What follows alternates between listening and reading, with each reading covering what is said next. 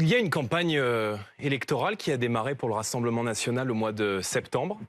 Et depuis le mois de septembre, je suis sur le terrain aux côtés des Français pour parler à la fois du destin de la France, de l'avenir de l'Europe, parce que dans ces élections européennes, c'est deux visions de l'Europe qui s'affrontent, soit l'Europe de Macron, avec tout ce qu'elle comporte aujourd'hui de nocif, me semble-t-il, pour le peuple français, l'augmentation des prix de l'énergie, l'immigration massive, l'incapacité à nous protéger aujourd'hui des grands désordres du monde, des normes toujours plus importantes pour nos entreprises, pour nos agriculteurs, et puis de l'autre, une Europe des peuples, une Europe des coopérations entre États. Je pense que l'Union européenne est aujourd'hui en train de détruire l'Europe. Moi, je pense qu'il faut bâtir l'Europe du XXIe siècle, et qu'il faut la bâtir sur des réalités pour pouvoir être demain des puissances qui soient capables de concurrencer la Chine, les États-Unis, et de faire face aux défis migratoires, à la révolution technologique qui est en cours avec l'intelligence artificielle, et évidemment de rendre le pouvoir au peuple. Donc je me réjouis de cette confrontation démocratique. Je vois votre introduction, Jordan Bardella, mais vous ne répondez pas tout à fait à la question qui est, est-ce qu'il y a une forme d'esquive de votre part? Effectivement, vous n'avez pas participé au précédent débat. Non, monsieur, pardon. Il y a, dans les jours qui viennent, 6 débats qui sont organisés avec l'ensemble des têtes de liste. Je participerai à l'ensemble des 6 débats. Il est évident que je suis Donc il n'y a pas de stratégie d'évitement ? Ces élections européennes, je ne suis pas connu généralement pour éviter les débats ou pour éviter les confrontations. Il est clair que le Rassemblement national peut faire le score le plus important de son histoire.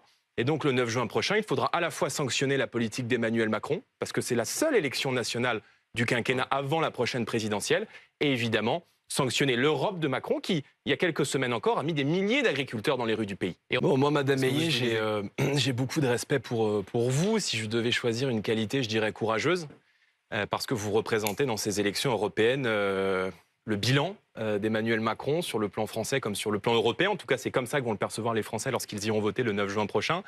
Et vous êtes portée candidate alors que personne ne souhaitait porter dans ces élections européennes les couleurs d'Emmanuel Macron. J'avais dit en un mot. Tous les ministres se sont débinés. Ouais. Personne n'a voulu y aller. Vous avez souhaité y aller. Je pense qu'il faut louer votre courage.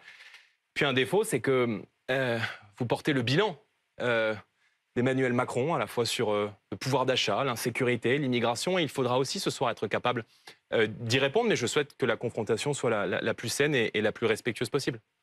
Nous vivons dans un pays, madame, et c'est aussi votre bilan, où il y a 1000 agressions par jour, 120 attaques au couteau par jour, un refus d'obtempérer toutes les 20 minutes dans notre société.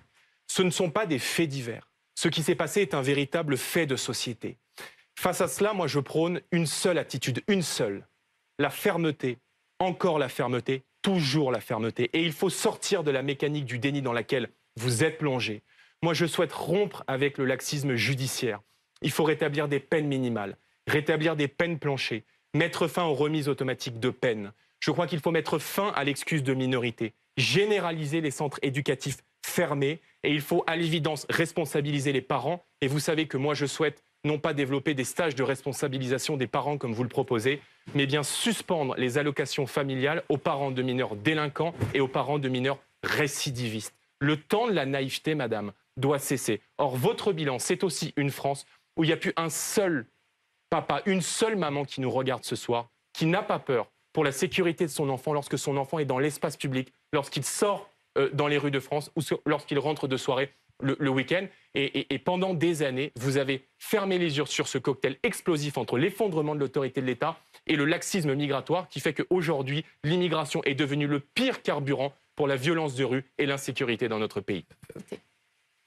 Réponse de Jordan. Donc, madame, vous êtes en train de nous expliquer, parce que c'est un débat, donc je vais rebondir sur les propos que vous avez tenus, qu'on va limiter les attaques au couteau dont sont victimes tous les jours plusieurs centaines de nos concitoyens.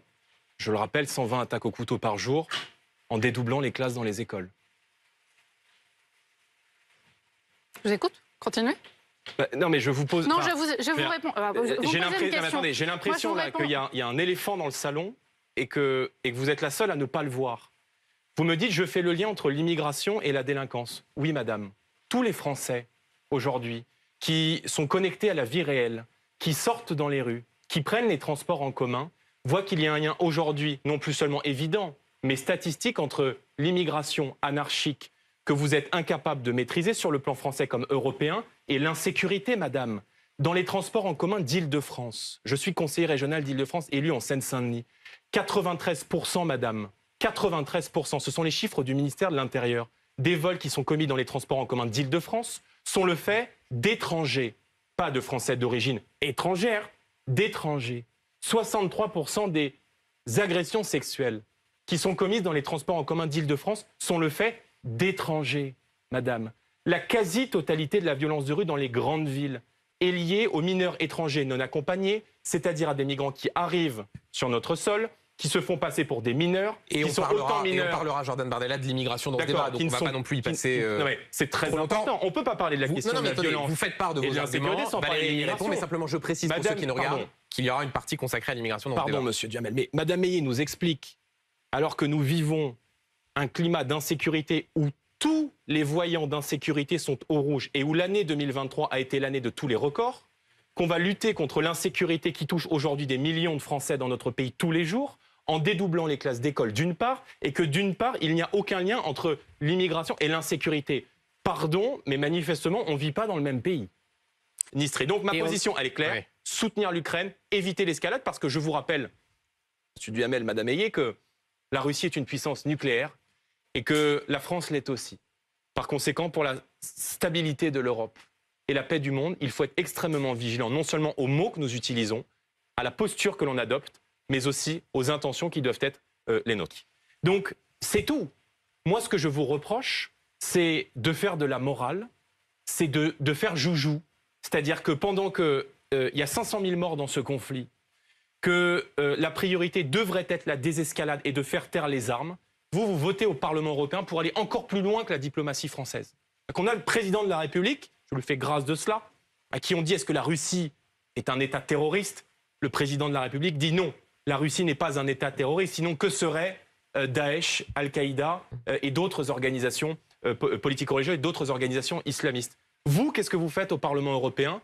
Vous faites joujou, vous faites mumuse, et vous allez voter des résolutions qui n'ont que des portées symboliques, qui ne peuvent que envenimer la situation dans laquelle vous décrivez la Russie comme un État terroriste. Qu'est-ce que ça doit être alors pour l'Iran ou pour la bande de Gaza? Mais ce que je vous reproche, c'est précisément de faire de la morale, quand moi je me base sur les intérêts français, les intérêts européens. Et ce conflit précisément, je le crois, a remis sur la scène française et sur la scène européenne le concept si clé et si fondamental dans un monde de plus en plus incertain de l'autonomie et de l'indépendance. Et attendez, je vais y venir maintenant sur le sujet sur lequel vous m'avez questionné. Je n'irai pas, madame, si j'étais vous, sur le sujet des ingérences. Parce que, voyez-vous, la différence entre vous et moi autour de cette table, c'est que moi, je suis un homme politique totalement libre. Et que la différence entre votre parti politique européen auquel vous appartenez et mon parti politique, madame, c'est que le mien n'est pas financé par des entreprises. Monsieur Bardella, attendez, si vous saviez, je ne suis membre allez au bout parti et ensuite Valérie Ayé vous répond. Votre campagne, madame, est financée par le parti politique européen qui s'appelle l'ALDE. Ce sont les macronistes au niveau européen, oui ou non? Je ne suis pas membre de l'ALDE, oui monsieur Bardella. Ah, mais ce parti politique finance-t-il votre Je ne suis campagne? membre d'aucun parti politique européen. On va aller dans l'intimité du sujet. Aucun parti politique. Parce que là, c'est un peu critique pour ceux qui nous regardent. Hein, là. Alors, mais moi, je vais vous expliquer. Attendez. Jordan Bardella termine et ensuite vous aurez l'occasion, Valérie Ayé, de répondre.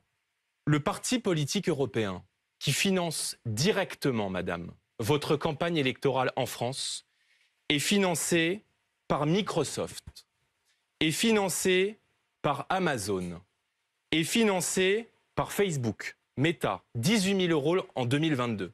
Ce sont les financements qui sont déclarés sur le site de la Haute Autorité pour le contrôle des partis européens. Qui me parle alors ce soir, madame Ayé? Parce que voyez, moi, je ne reçois pas de financement de grandes boîtes américaines. Et je comprends mieux pourquoi est-ce que vous êtes si dur avec les entreprises françaises, à qui vous imposez des normes toujours plus complexes, Jordan Bardella, s'il vous plaît. sans doute pour avantager les gens qui vivent. dont Valérie et ça ne vous a pas dérangé de voter pour elle? J'ai l'impression que vous avez un peu l'indignation à géométrie variable. Et en réalité, le modèle européen que vous défendez ne peut pas fonctionner, madame.